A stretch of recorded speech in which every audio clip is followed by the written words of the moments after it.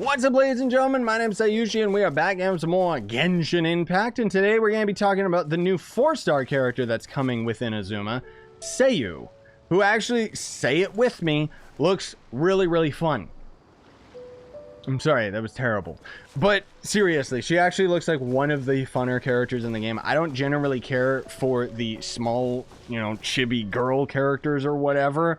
But generally, she just looks like a wholehearted bundle of fun. Because she literally has an ability where she turns into a ball. And she's also got a really useful passive ability where certain animals in the environment, crystal flies, don't end up actually taking notice to you. Because, of course, her character in roleplay is a ninja. So anyways, without further ado, this is going to be her level 1 to level 90 Ascension materials. I will have a link in the description where you can end up just downloading this. You can kind of prepare for Sayu right now, unless these materials end up changing before the game, before she ends up going live, but I don't see why they would. You still won't fully be able to prepare for her before she goes live, because she is going to require a lot of Inazuma resources, as you may have noticed. You will be able to, of course, go for the Anemo gem, which is just gotten off of world bosses. You can farm that off of Beth, or just convert your other gems off of other bosses.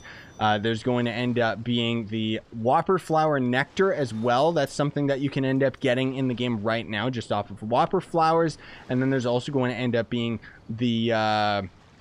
what the heck is it called? The Marionette Core, or whatever it's called, from the Megu Kenki, which is a boss that we can fight right now, available in the Archipelago, which, I mean, if you haven't already gotten this guy, he's absolutely awesome to fight, but he's actually quite powerful.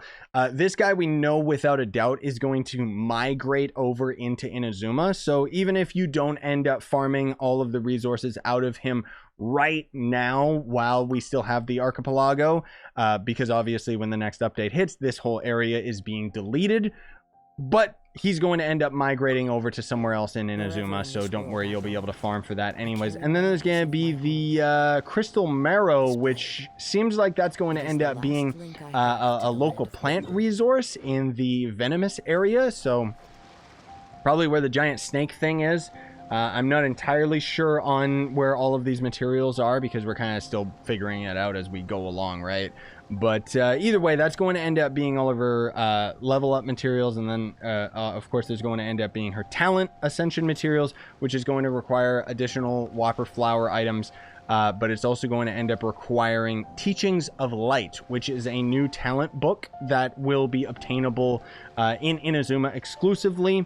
And then the weekly talent material that you're going to need is the Gilded Scale off of Ajdaha, because we're actually not getting a new weekly boss in the Inazuma update. Not right away anyways. We are going to end up getting a new weekly boss eventually, but just not yet, right? So anyways, that already ends up covering all of her Ascension materials and junk like that. Let's talk about her other abilities, because she is going to end up being an Anemo Greatsword character, which is hilarious for this little ton of fun. So first of all, we have her E ability, and this is the super duper fun ability where she ends up literally curling up into a ball. It looks absolutely beautiful. Curl up into a rolling foo-foo wind wheel and smash into opponents at high speed, dealing Anemo damage. Kind of weird that it's Anemo damage and not Geo, right? It kind of seems like it would be a more physical thing, but whatever. So when the duration ends, it unleashes a Foo-Foo Whirlwind Kick, dealing Anemo damage. And then the press of the ability, enter the Foo-Foo Windwheel state, roll forward a short distance before using the Whirlwind Kick, and then the hold of the ability, roll about continuously in the Foo-Foo Windwheel state, increasing Sayu's resistance to interruption while within that state. During this time, Sayu can control the direction of her roll and can use the skill again to end her Windwheel state early and unleash a stronger version of the Foo-Foo Whirlwind Kick. The hold version of the skill can trigger elemental absorption, so a similar mechanic as we've seen with Kazuha. To explain this very, very, very briefly, if there is an element in the environment, it means that you will end up absorbing that element. So I have water next to me, which means that while Kazuha's jump ability initially sucks up the element, then we end up dishing it out with the second part, and it seems like Sayu is doing a very similar mechanic. The way that the game is going to prioritize the elements is Pyro, Hydro, Pyro, Hydro, Electro, and Cryo. So basically, if you have both Pyro and Cryo immediately in your vicinity, Sayu is going to end up absorbing the Pyro just because it's a higher priority as far as the game is concerned in terms of reactions. So the skill has a maximum duration of 10 seconds and enters cooldown once its effects end. The longer Sayu remains in her wind-wheel state, the longer the cooldown. Sorry, my controller keeps turning off. That's really annoying. Either way, sounds absolutely awesome and adorable. That ability alone is the reason why I might end up trying to pull for her. I don't know. We'll see what happens. Apparently, she's going to end up being on the Yoimiya banner as well. So then moving on to her ultimate ability, the other superficial technique of the Yoho Ninja Arts, or Yuhu Ninja Arts, it summons a pair of helping hands for Sayu. Deals Anemo damage to nearby opponents and heals all nearby party members. The amount of HP restored is based off Sayu's attack.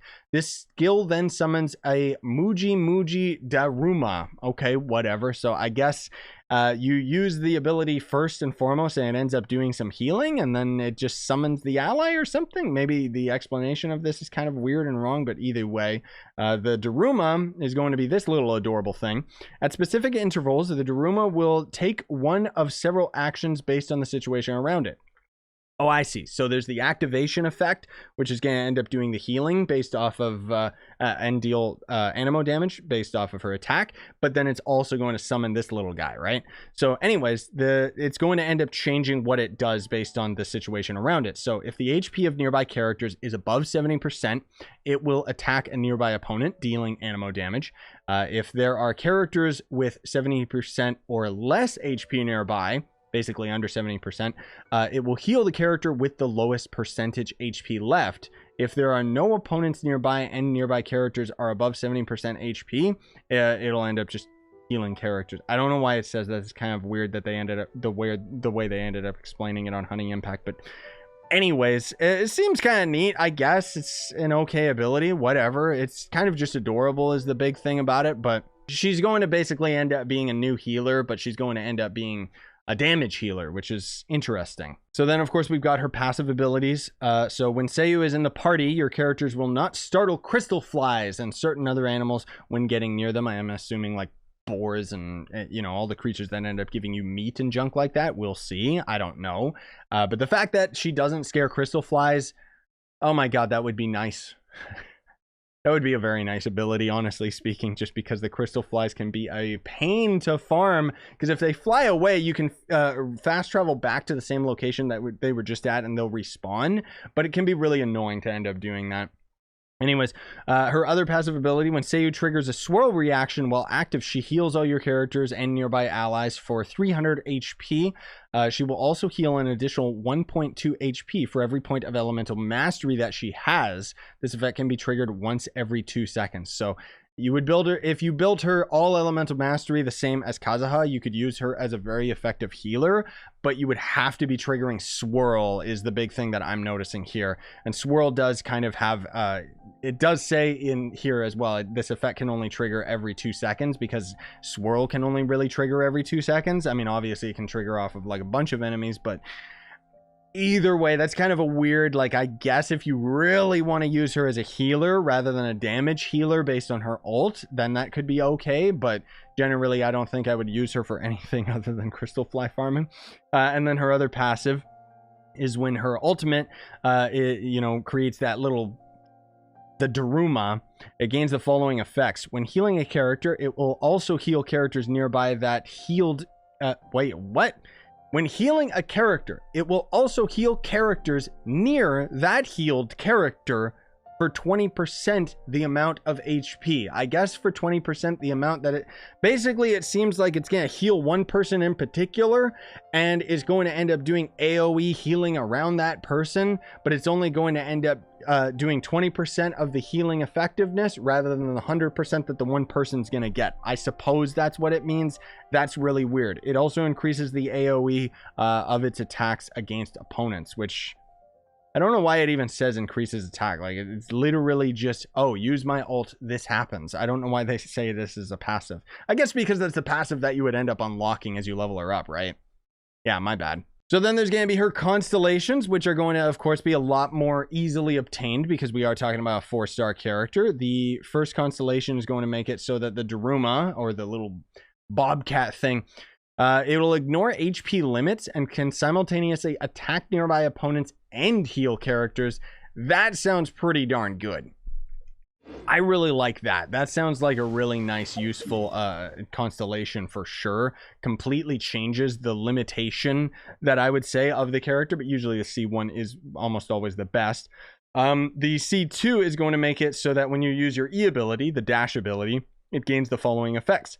Damage of the whirlwind kick in the press mode is increased by 3.3%. Of what? Does that scale? Because otherwise that doesn't sound that great. And then also every 0.5 seconds in the wind wheel state will increase the damage of the whirlwind kick by 3.3%, and the maximum damage increase possible through this method is 66%. Yikes. Because yeah, I guess it says every 0.5 seconds you would end up increasing the damage of the kick. So basically she's very, very greedy. Very, very greedy character as soon as you get that C2, because that means you got to hold her E for almost the entire duration of the 10 seconds, which means that you're going to have to keep her on the field doing that, rolling around into enemies, which could be a lot of fun. And then you're going to end up having a really, really powerful kick afterwards. However, keep in mind that that's also going to end up increasing the cooldown of her E ability, so it's a trade-off. But at least, even though it means she's greedy for using that ability, it means that I could swap off of her for a while I'm waiting on cooldown. Again, not that I would necessarily use her for her combative prowess. Her C3 is going to end up, of course, increasing her talent level. Her C4, Sayu recovers 1.2 energy when she triggers a swirl reaction, and this effect occurs once every 2 seconds. Good God, it doesn't seem to have any limitation on how much energy you can get from that, by which I mean, comparing to Kazuha, he can only get up to 45 out of 60 energy with his C4, whereas Sayu seems to be able to just continuously generate energy. Of course, it requires swirl reaction, so that's not really a super good C4, but I guess for a 4-star character, sure, whatever, it's just free energy. C5 obviously increases her ult, and then her C6, the Muji Daruma, which is the little ally thing summoned from her ult, will now also benefit from her elemental mastery. Okay, so this basically is it's a 4-star version of Kazuha.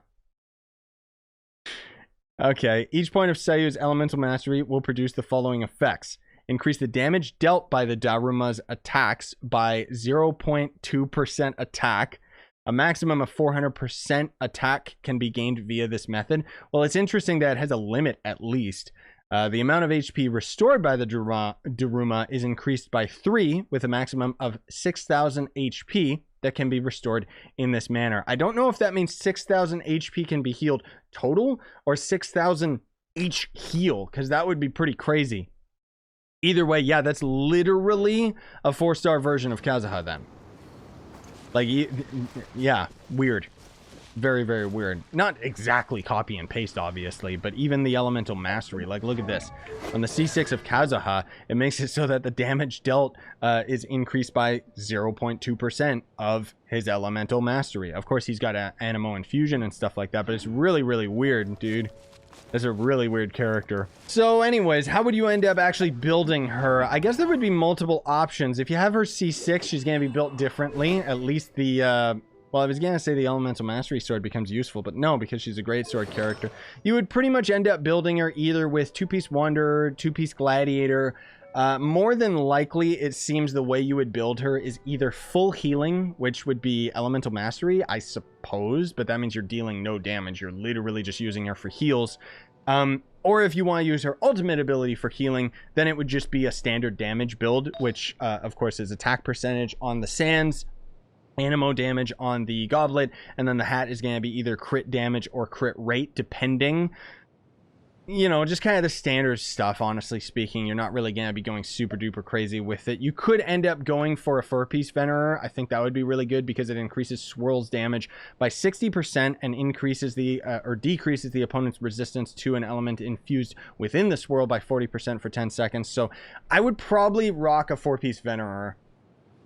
Yeah, I personally think that would be the best bet for her, just because that means you could be using her very effectively as a support, because you could be using her swirl effect not only to trigger healing and stuff like that by having her full elemental mastery, but it means that she's also going to end up dealing extra swirl damage with the 4-piece set, but more importantly lowering the resistance so that your other teammates can end up doing a lot more damage, and so on and so forth. Anyways, let's talk about swords in general. So Wolf Greatsword probably would end up being pretty good on her. Whatever, let's not talk about 5 stars.